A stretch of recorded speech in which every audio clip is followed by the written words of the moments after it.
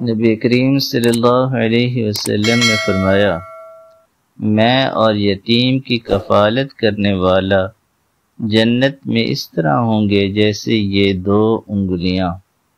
اگر ہم یتیموں کی عید خوشیوں سے بھر دیں تو یہی سب سے بڑی عبادت ہوگی۔ عید پر یتیم کے لیے محبت اور خیرات وہ تحفہ ہے جو رب کی خوشنودی دلا سکتا ہے۔ جس نے کسی یتیم کے چہرے پر مسکراہٹ لا دی، اس کی عید مقبول ہو گئی۔ عید پر نئے کپڑے پہن لینا بڑی بات نہیں، کسی یتیم کو سینے سے لگا لینا بڑی بات ہے۔ حقیقی عید وہ ہے جہاں کوئی یتیم اداس نہ ہو، جہاں ہر چہرہ خوشی سے چمک رہا ہو۔